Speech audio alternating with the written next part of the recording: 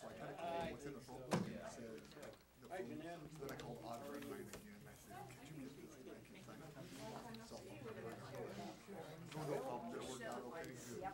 We had a good, I was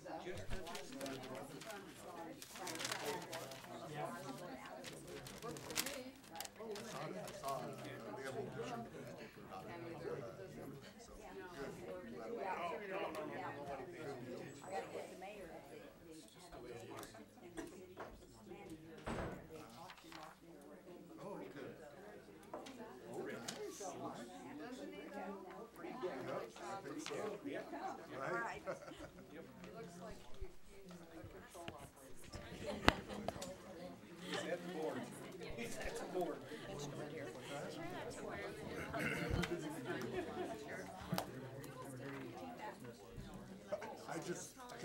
I can't top any of that. The one that has taken my cake is the burrito. I have, so yeah. I laugh on that For one council? every time. Yep.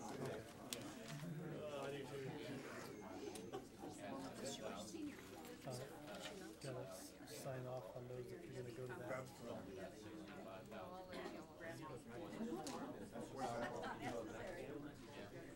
I got it. Sunset baseball field. And the regular field.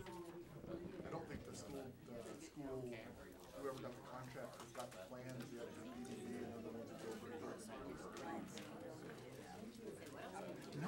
No. I mean, they go August 1st, if everything goes perfect, it'll be ready August 1st. Might just be 1 year of having to make sure it's a baseball field. And over there, Well, I don't know, my calendar's home. I can't remember, sure. it's coming up. I guess I can just call back. Yeah, I think I'm gonna see if the 8th graders want to go to Yeah, I can't keep track of that. ones I want to go to. Just 3 days in South Dakota. Get away. Hey, at 6 o'clock, we'll stand for the pledge of allegiance. I Pledge allegiance to the flag of the United States of America and to the republic for which it stands, one nation, under God, indivisible, with liberty and justice for all. Okay, please turn your microphones on, and anybody that has a cell phone, please turn it off. We'll have roll call. Mayor Bain, Here? Councillor Anderson, Here. Councillor Baker, Here. Councillor Becker, Here. Councillor Quinlan, Here. Councillor Scalisi, Here. Councillor Sherman. Here. Okay, do we have any corrections to the minutes from the regular meeting of February 26, 2018? Hearing none, those will stand approved as submitted. Visitors and delegations. Tonight we have the honor of having 4 different volunteer organizations that the city is going to issue checks to. The first one we have is Brush Community Cupboard. $1,000 to be used to order food from the Rocky Mountain Food Bank. Do we have a representative from the cupboard here tonight? We do. Oh, come on up. You have 3. If you'd like to tell us a little bit about what you do. Sure. It'll be a little bit. We meet, we were an offshoot of Caring Ministries, but when they had to close, none of us, including our pastor at the Methodist Church, said we can't have hungry people. So right away we got a volunteer crew, which is do most of the work. I'm sure, Right. but we do get help, food help from the Food Bank of the Rockies. And we also distribute the commodity senior boxes for the elderly that can't get it to the grocery store or something like that. And we have lots of volunteers in the back. Deb Lose sees to the distribution of what they can get from this shelf and this shelf, and they fix that up for the clients in bags and help them get it to the car. And Diane talks to the people, the senior citizens that are eligible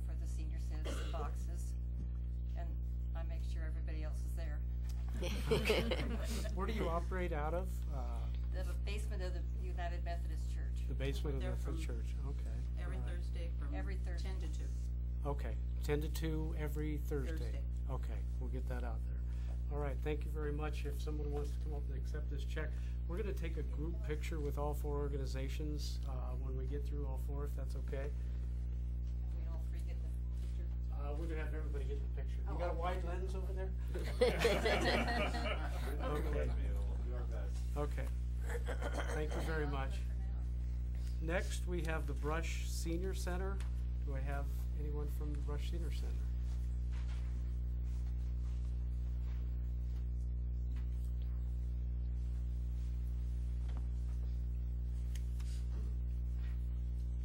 Let me go ahead and give you the check.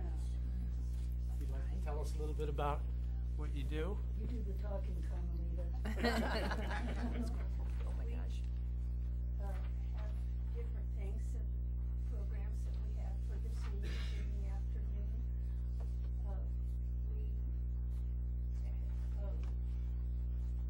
Mostly just, we have bingo, we have cards, we have pinochle, we have an exercise room that we keep the equipment up for the exercise on. We have treadmill and 2 new steps and a swing bicycle that they can exercise on. We have a pool table that they can play pool on, and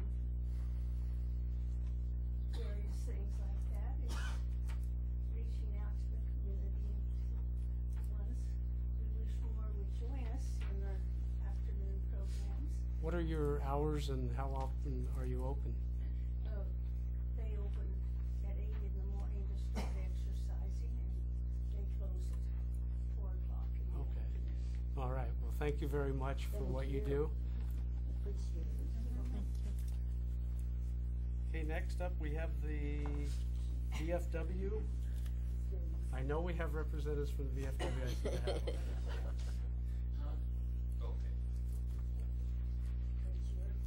And this check is for $1,500 to the VFW, and it's provided to replace back door and tables and chairs in your facility. Yes. I'd like to thank you.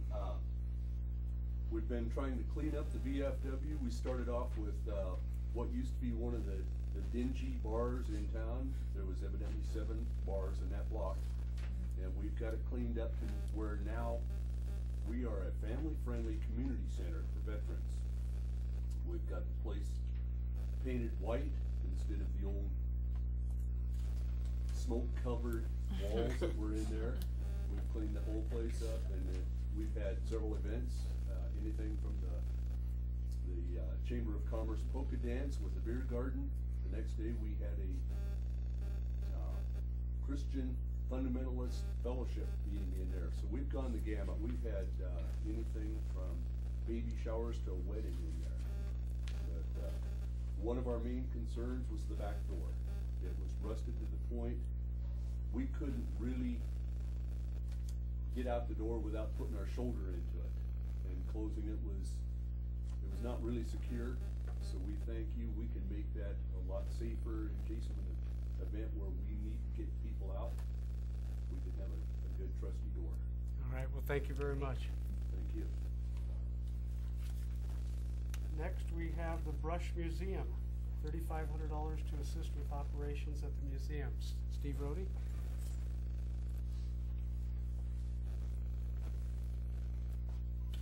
Thank you. On behalf of the Brush Board of Museum Board of Directors, I'd like to thank the city for their support, their continued support, not only monetarily but also in the area of maintenance and those types of activities at the museum, and also the storage building. The storage building is working out, I think, very well for us, and we've been able to store a lot of our items out there. We're also want to thank the city for their help in our history camp. Our history camp is coming up in June. get about 25 to 30 kids trying to learn about the brush history and those types of things, and it's really kind of fun. And if you get some time to come on out there that first weekend in June, we would welcome you to be out there. The Brush Museum was established in 1992, and this year we will be opening up the first weekend in May. So we'll be open the first weekend in May. The following weekends, Friday, Saturday, Sunday, from 10 to 4. And we've got a couple, I think, very good attendants who've been working out there and doing some good things. We also have a once a month, the first Friday of the month, we have our SAC lunch program. If you've been to the SAC lunch program, why, it's kind of a fun program because we get all kinds of subjects and items and things like that. We've talked about flowers, and we've talked about donkeys, and we've talked about battles, Civil War things, and those types of things. So it's just kind of a fun. Thank you, Steve. And I had the pleasure of serving on that board for the last 2 years. I know how much work you put into it, and thank you for keeping the community's history alive. You do a great job with that.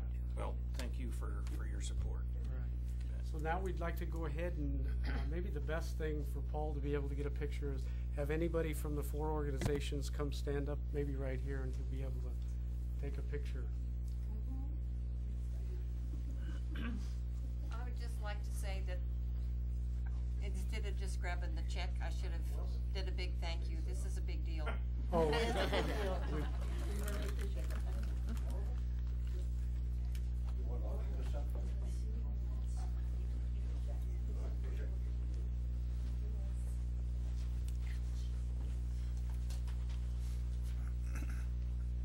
It's going to be a challenge, Paul. I wish I were told.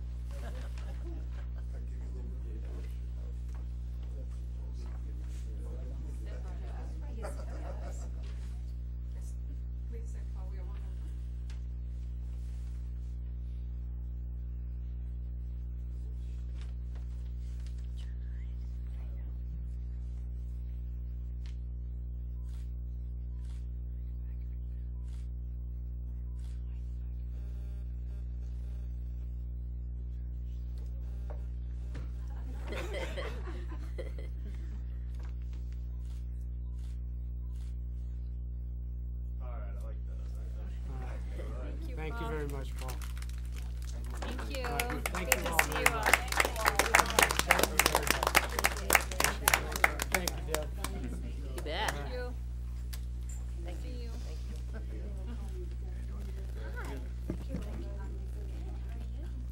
You too. Thank you. Good work. Thank you.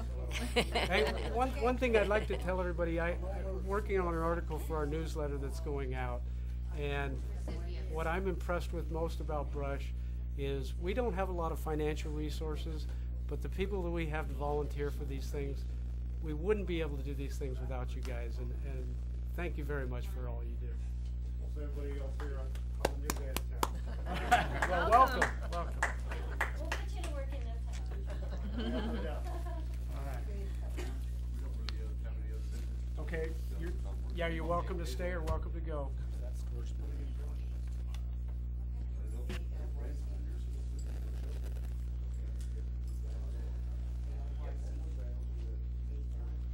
Okay, now we'll move into the portion of our meeting where citizens are invited to speak to council on items that are not on the agenda. There's a 3-minute time limit per person unless otherwise noted by the mayor.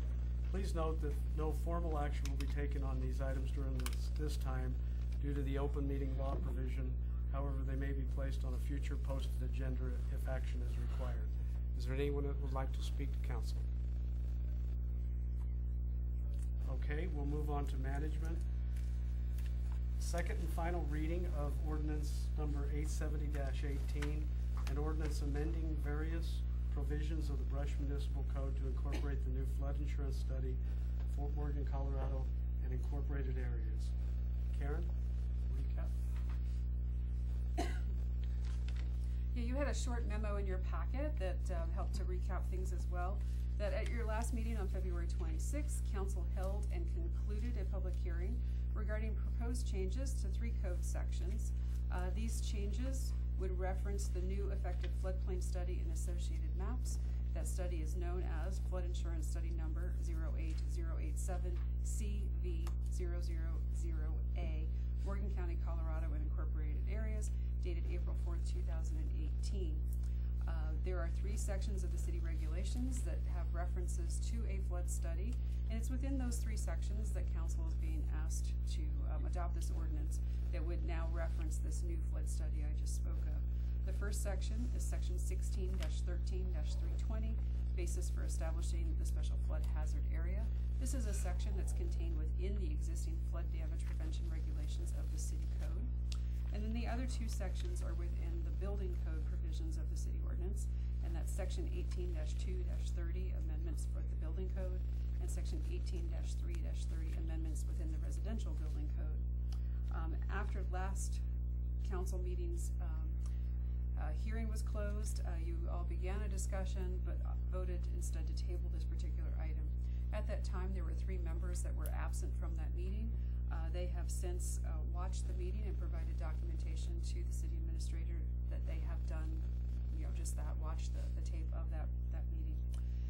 And then for council's use in your packet, there was a flyer from FEMA that addressed development within the floodway, and specifies steps that need to be taken in order to construct new buildings or substantial improvements within the floodway. And then there's also a letter that we received from FEMA on March 5th, and that's where they specifically state that if we do not get this adopted, they would suspend us from the program. And then there was one other item from that last meeting. Dr. Wilson from the school district spoke about some concerns with regard to possibly building a new structure at the middle school property. The city administrator has coordinated a meeting with Dr. Wilson and representatives from FEMA and CWCB, so Dr. Wilson can get his issues and concerns addressed directly from the source. So tonight, staff is asking that you all finish your discussion, and you may choose then to render a decision to adopt this ordinance on second reading and approve by publication, or approve for publication by title only. Okay. Any questions for Karen? Okay, thank you, Karen. Okay, at this time, I'll go ahead and open this up to a motion to approve or deny on second reading ordinance number 870-18, an ordinance amending various provisions of the Brush Municipal Code to incorporate the new flood insurance study, Fort Morgan, Colorado, and incorporated areas dated April 4th, 2018, and published by title only. I move that we adopt on second reading and publication as read by the mayor. Second. Second. I have a motion and a second. Discussion. Yeah, my main concern with FEMA's flood insurance rates is they're pretty high compared to private flood insurance. So I would encourage everybody to investigate their flood insurance options, because FEMA's not the only one out there. The other thing I was going to bring up, are we going to have to review these maps again after we do the Beaver Creek study? Or we have to? Well, if we approve the rate insurance map, my understanding is whatever is developed from that study could play into this if any of those options are actually implemented, and that could change the floodplain. Is that right, Lonnie? Correct. The point is to get out from underneath the heath. Is the ultimate goal.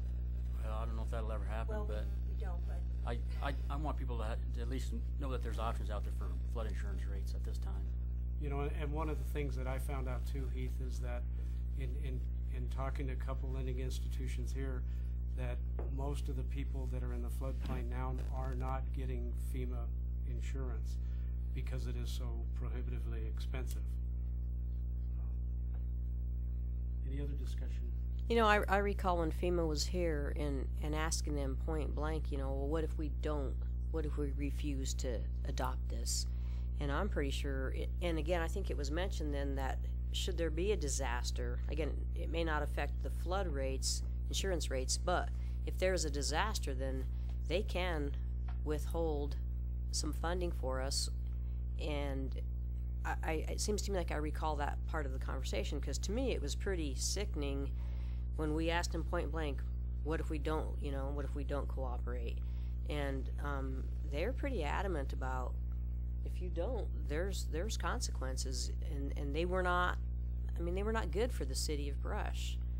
And so I don't see, I kind of feel like we're between a rock and a hard place, in that if we have to kind of cooperate with them. We don't like it, we don't like some of the stipulations, but I think the bigger disservice would be to try to ignore this and go it alone, and not having ever, and I don't know that anybody who's done that before, but I don't want Brush to be the first city to see what happens, to see how bad are the consequences.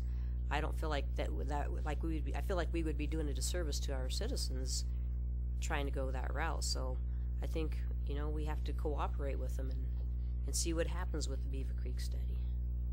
Yeah, under the letter that was given to me last week, FEMA says, under the Flood Disaster Protection Act of 1973 as amended, flood insurance must be purchased by property owners seeking any federal financial assistance for construction or acquisition of buildings.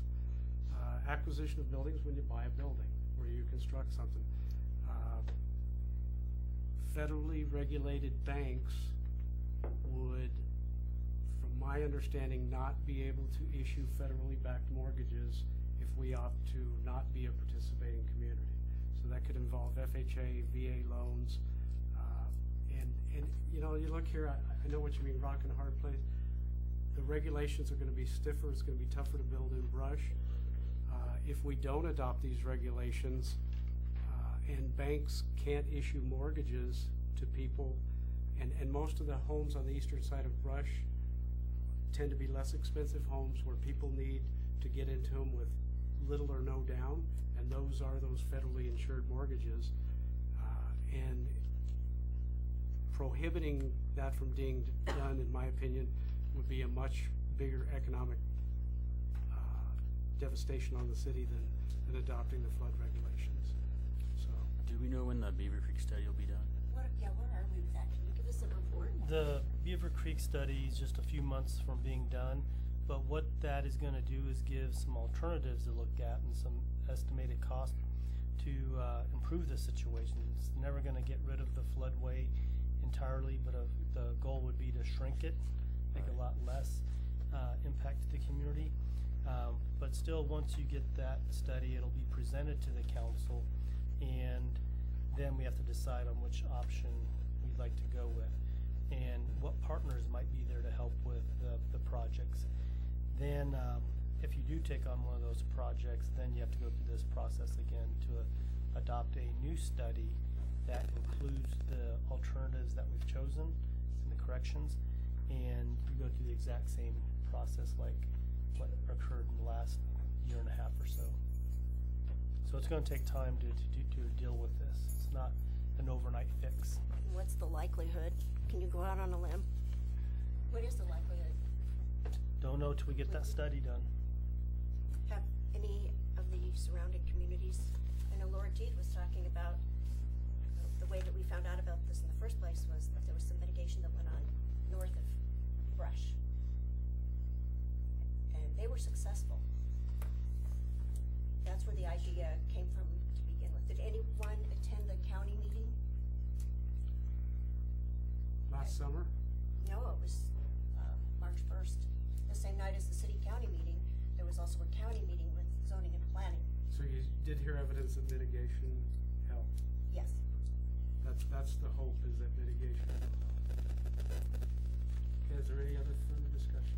I wanted to say a couple things. I know that there's a meeting on the 20th with Dr. Wilson and FEMA. Is there a way to put something in our adoption that, maybe if they come up with some solution for the middle school property, could we take that in, if they're willing to, I don't know what they would do, but at least do something surrounding that meeting that hasn't happened yet with. Well, the information that's gonna be provided that day is very similar to what's in your packet. That it just shows that I think it's like 4-page flyer or brochure, and it does explain that you can rebuild in the floodway. And so we just wanted to, because he had that concern, just bring out the FEMA rep and the CWC rep and look at the site specifically, and versus us telling them it's going to be coming from the horse's mouth essentially. So it really doesn't change what we're doing today. Okay. And I would like to, I can verify what Rick said about the loans. I found where I wouldn't be able to, as a lender, if we were a non-participating community, we wouldn't be able to sell our loans to Freddie Mac if we needed to. So that puts a lot of people, there's a lot of pros and cons to this, and we've all thought really heavily on all of them. So you just have to, everybody's going to be impacted one way or the other. But Any other discussion? Are we ready for a roll call vote? Yes. Mayor Bain, Yes. Counselor Anderson, Yes. Counselor Baker, Yes. Counselor Becker, Yes. Counselor Quinlan, Yes. Counselor Scalisi, Yes. Counselor Sherman. yes. Okay, moving on to our next. Can we have, do we have a post-vote discussion, Rick? Can we Not No. typically. discuss the vote now? I don't think you No. discussed the vote. Because I'd like to say that, we're heavily impacted in Ward 3 with this floodway, and we're not throwing Ward 3 under the bus, but what we're doing is allowing the businesses and people to have access to insurance, allows the city to go forward with any disaster relief that we might ask for from FEMA. But we really, the way that I voted was because the only way to get out from under this that I can see is through the CWCB study. I agree with Janine. I'd like to get that study done and then see if we can possibly reduce that map. Okay. Okay, moving on to 5B, deed of perpetual easement and temporary easement for construction between the City of Brush and Public Properties Development and Leasing LLC. Dale. Yeah, Dell's not going to be very sick. This is an easement, and this easement is to support getting the water lines to the feedlot or the Brush Agri Park. And to give you an idea of where this particular easement's located, it's on County Road T, and it goes from approximately behind the prison, and it goes east to Highway 71. Okay, there's a very small map attached to it in the back, and so it's kind of hard to read, but it might be better to explain it that way. And this is only one part of that project. This small section is just so we can loop the water line, because if we loop the water line, it's better for the health of the water, safety of the water. So we did reach out to the company that owned the property, and they agreed to sell us an easement, and so that's what this is for. So we're recommending to council to approve this so we can get started on that project. Okay, I'll open it up for a motion to either approve or deny a deed of perpetual easement and temporary easement for construction between the City of Brush and Public Properties Development and Leasing LLC. I'll move we approve the deed of perpetual easement and temporary easement for construction between the City of Brush and Public Properties Development and Leasing LLC. Second. I have a motion and a second. Discussion? Andrea, roll call vote. Counselor Anderson, Yes. Counselor Baker, Yes. Counselor Becker, Yes. Counselor Quinlan, Yes. Counselor Scalisi, Yes. Counselor Sherman, Yes. Mayor Bain.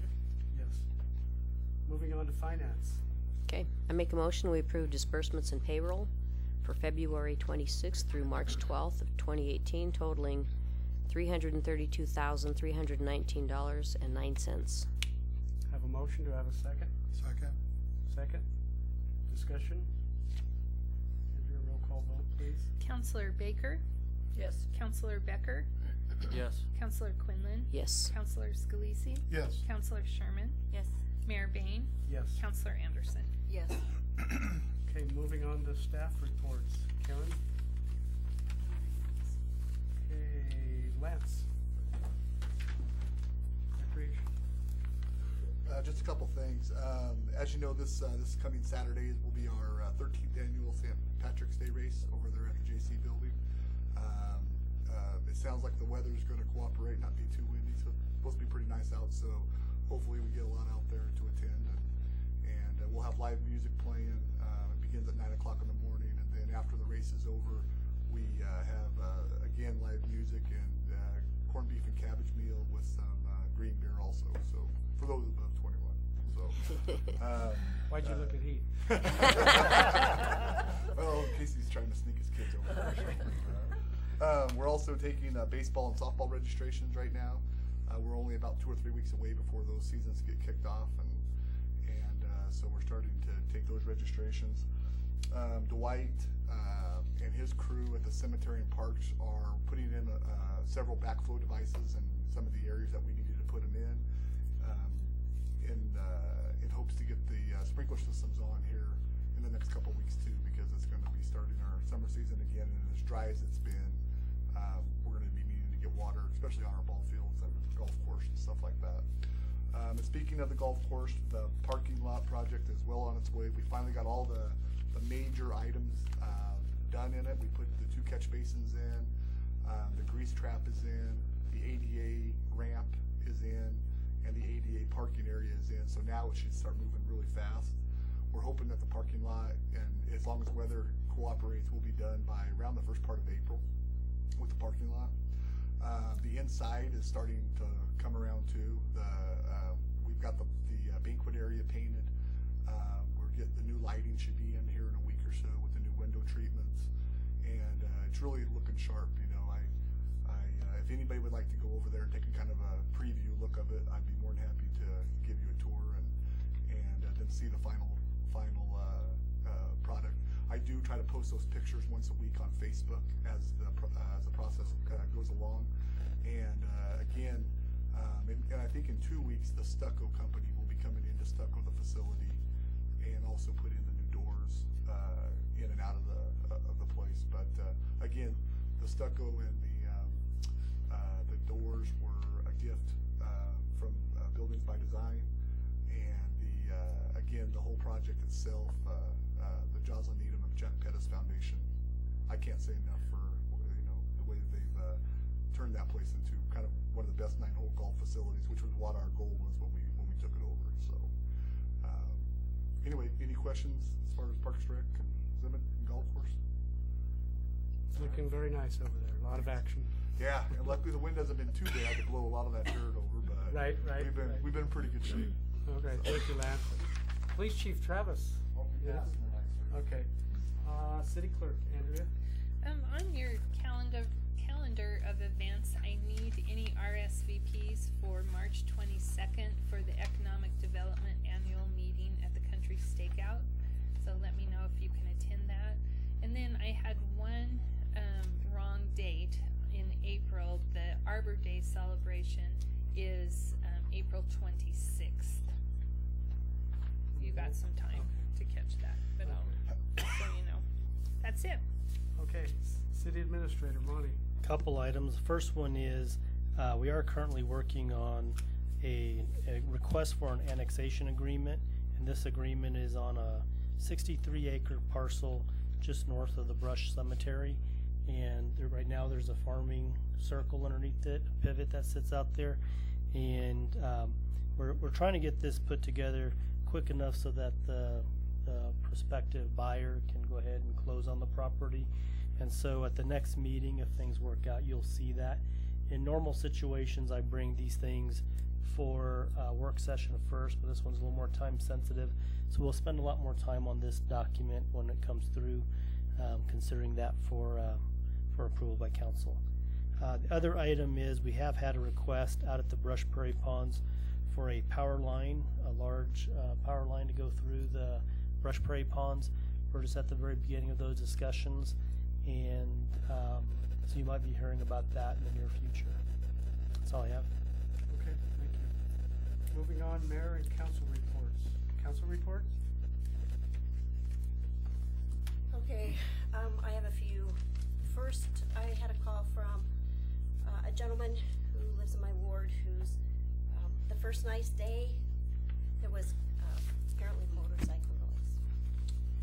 And I also heard about truck muffler and motorcycle noise when I campaigned. So I called chief and asked him how to approach the individuals who are complaining. And I called the gentleman back, and we do have a noise ordinance, but the best way for the people to approach it is to call when it happens. And hopefully, people will be considerate enough, as they drive through the neighborhoods, because I know this particular street, and I know that there are people who spend all day in their homes. They're elderly, and they spend all of their time is there. So, we have to make the neighborhoods as comfortable for everybody. So anyway, I just wanted to let you guys know that we've dealt with it, and that's how I did call the gentleman back and talk to him after I talked to you, Travis. The second thing, CML. We have to turn these into Andrea. Please. So if you have your CML, and this year I'm gonna, I've been meaning to do this for other years, but I would like to add to the code of conduct about binge drinking up there and a dress code. The other thing that I don't like that's been happening is that we all go up there, and then when we come back, I seem to be the only one who reported. We're going up there for training. So when you come back, be prepared to report from the courses that you took. I've given reports from previous Yeah, I think CML. he has one other time.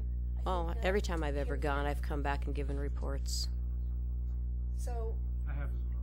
yeah, I'm just saying that if you are going to go up there and spend the money and the time, be prepared to come back, because it benefits all of us. We try to take separate courses so that we can learn from what everybody else took. This time, as I always do, I'm going to be in the legislative session. So, just so you guys, if you don't want to, I'll be reporting back on the legislative session. The other thing is a dress code. When we go to any function outside of Brush, we're representing Brush. We're not at an athletic event. And most of the people who are at CML dress in nice professional dress, not overly dressed, but just be cognizant of the fact that you're representing our city. Not oversized t-shirts, and that's not appropriate. So if we take up the code of conduct again, I would like to either add those 3 things to the code of conduct, or at least talk about them. Okay, I'd like to ask you about the binge drinking, what you're referring to. Well, we don't have, we at one time had a problem with somebody who was up there for a 3-day party, and that's not what we're there for. Okay. Yeah. All right, And I don't see that any one of us here are a problem, but I was going to say, I've never witnessed it as a problem. Well, you weren't there every year either, Vicki, and I have witnessed it, so I'm just saying that, yeah, I don't think that's correct. Anything else? Agreed. Yeah, I do. I had 7 things here. Ag Appreciation Dinner was Saturday night. It was a wonderful meal, and the Air Force it was one of the breakoff bands from the Air Force band, and they were outstanding, and I was happy to be able to go and benefit, paid 2 tickets to benefit the Ag Appreciation Dinner. I saw Marlene also represented the city.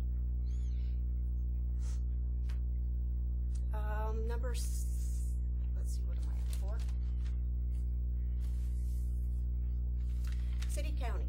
I want to talk about the City County meeting on March 1st.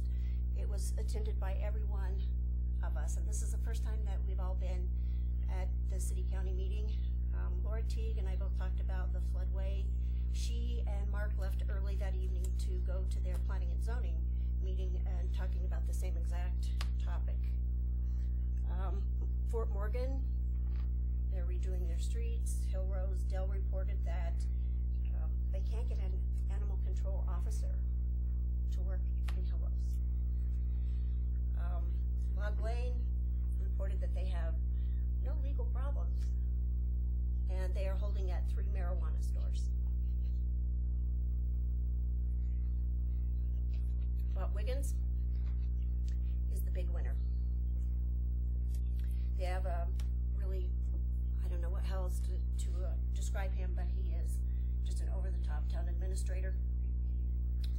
Joanne Roan Cook and Mary Ellen Mercer talked about his work ethic. He's in the office every day until all of the work is done, and they have to tell him to go home. They bought 700 acres down by the river, and they were piping in water, so they've overcome their high nitrate water problem in the wells to the south, and they've been able to provide 50 years of water for 5 subdivisions. They're planning a new pool and park, and before the dinner I went over to see the Wiggins Event Center. The old Event Center is only 2 decades old. My daughter was in a graduating class in '98, the first year that it was open. And now they're building a huge facility that bridges over to the school. Around the old Event Center, past the parking lot, bridges over to the school, and more like a complex. So,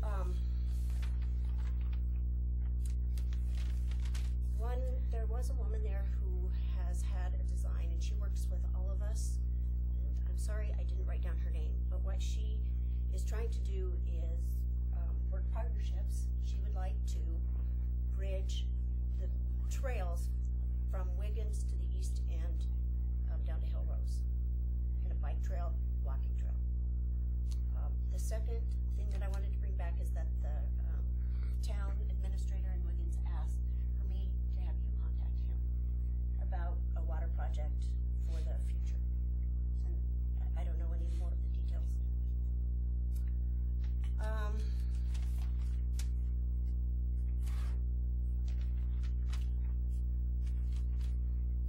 Central School, nothing new. I've just been listening to what people are telling me. Again, we don't have anything on the agenda tonight about Central School. What we're looking for here, in a good business deal, both parties benefit. And what I would like to see, I would really like to see the school district take back Central School, as they can do in their contract, so that we can work on it. And I'm just going to throw that out. Think about that. You might want to talk to Dr. Wilson.